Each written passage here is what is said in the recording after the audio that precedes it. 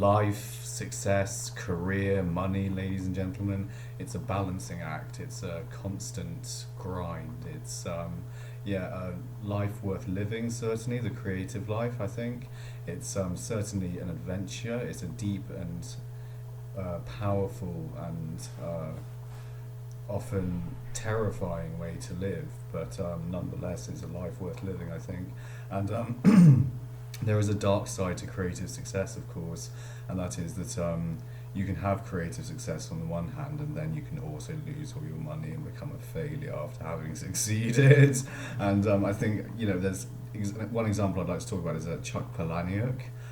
Chuck Palahniuk, the writer of Fight Club, made millions of dollars and then went broke. And his novels since Fight Club, I don't think have been quite as good. And he's sort of like got no money now, which is a terrible shame. It's such a horrifying thing to happen to a guy who wrote such a brilliant novel. And it's like, well, you can have that success on the one hand, and then it can all go fuck up for you, even if you're a great man like Chuck Palahniuk. I mean, on a level, we can't feel sorry for Chuck Palahniuk, because Chuck Palahniuk's still the dude who wrote Fight Club.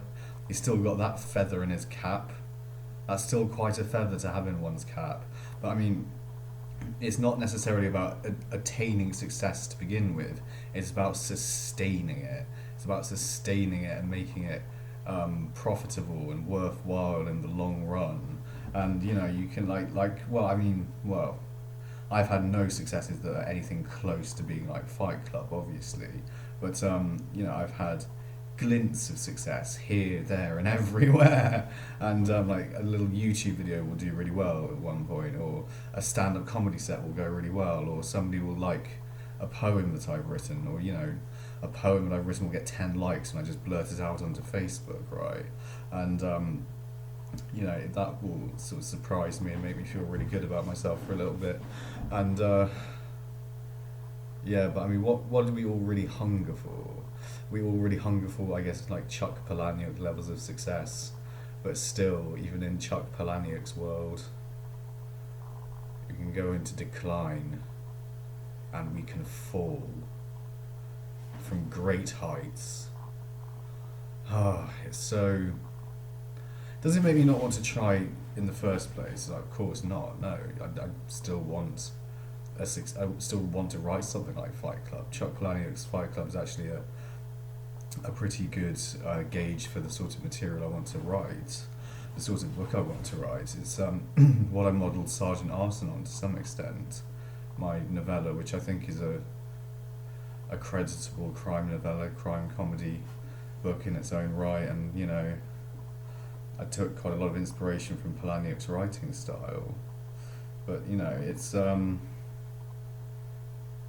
it's a devilish, tricksy world out there. It's a cruel world.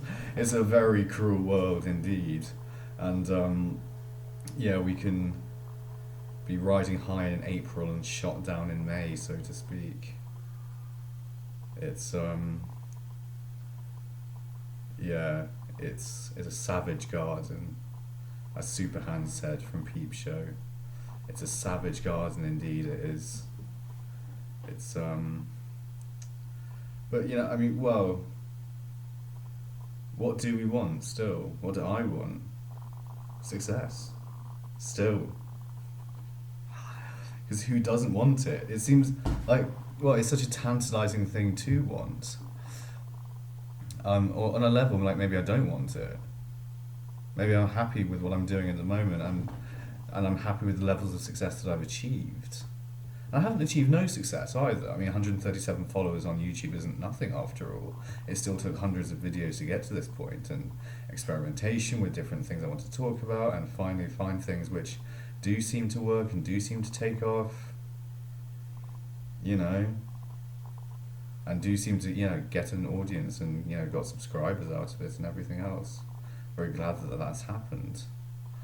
And likewise with my medium.com profile, it didn't take nothing to get to 232 followers. It took loads of writing, the grind and effort, and you know, constantly putting things out there, constantly posting to social media with new articles, constantly trying to write things that get popular, get read, and show up in people's Medium reading lists and so on, and so on.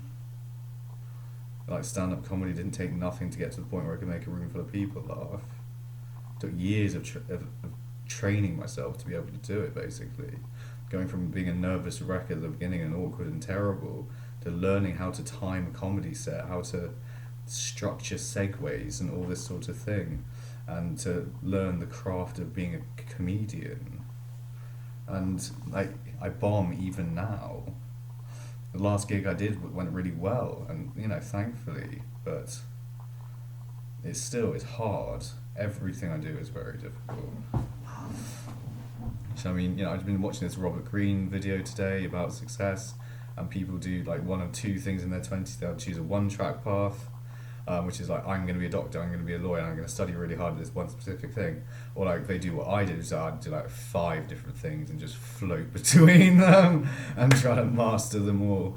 And yeah, well, the two things that kind of stuck with me is stand-up comedy and writing. Writing and speaking, which I mean I'm kind of doing at the moment, but this is not comedic, obviously. This is just a bit to camera that's kind of semi-serious / obviously, you know, unrehearsed. And I guess from doing these videos, I gain something in terms of improvisation ability for the stage. So it has a kind of a transferable element to it. And then I write all the time, which is the other part of what I do. So actually, I guess I kind of have done what Robert Greene suggested I do, which is follow the 2-track path through my 20s. And like, hopefully that will be the magic ticket that does lead to success down the line. But I mean, I speak of success as though I haven't been a success already, as if I haven't got projects completed, as though I haven't made rooms full of people laugh.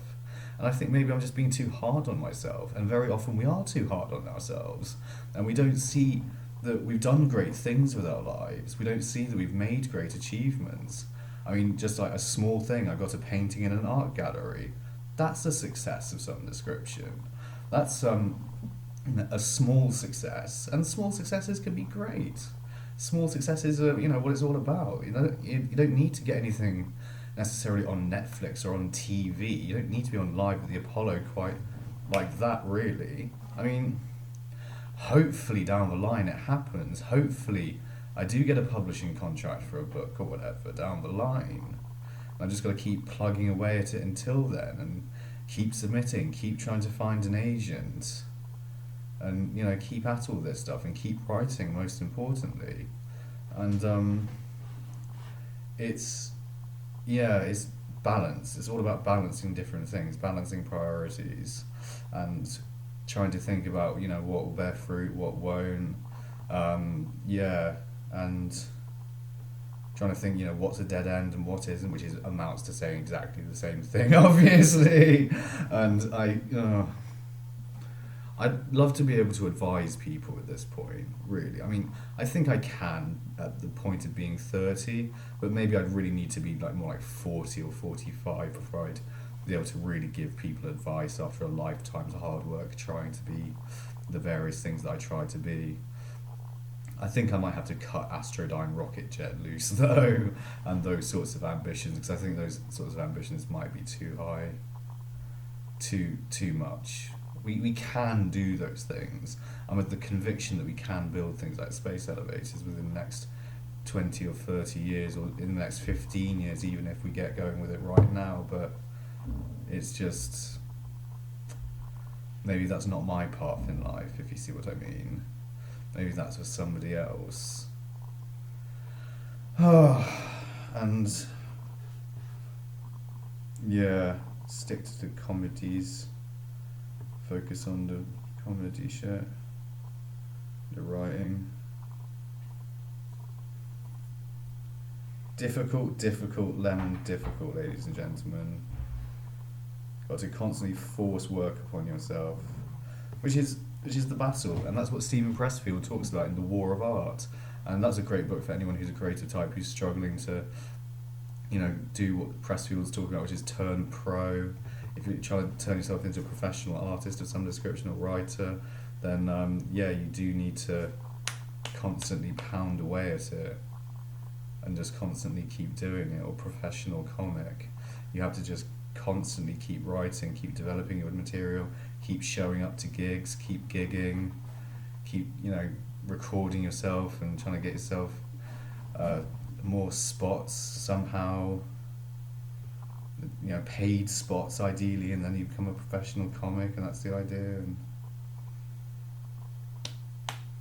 it's all about this until money. Until the money's come through. Until until we're yeah, invited up to the table of the king, right? And you know, this, I had this in my comedy act. Yeah, we, you know, very much like the life of the artist is very poor for a while until, and you know, we're just going on getting like little tidbits here and there, and then we're invited up to the table of the king, and we go before the king and the king's, and we ask the king, "May I sit?" And the king says, "You may sit." And then we ask the king, "May I eat?" And the king says, "You may eat." And yum yum yum yum yum yum yum yum. Monies, monies, monies. We would hope. Ah! Ain't it the life, ladies and gentlemen? Oh, it's a fine and charming life. The artist life. It's yeah, a lovely thing indeed. It is a lovely thing. It's a wonderful thing. It's a zone in which you get to be yourself. You don't have to be a, like Charles Bukowski said, a working stiff pretending to be someone you're not your entire life.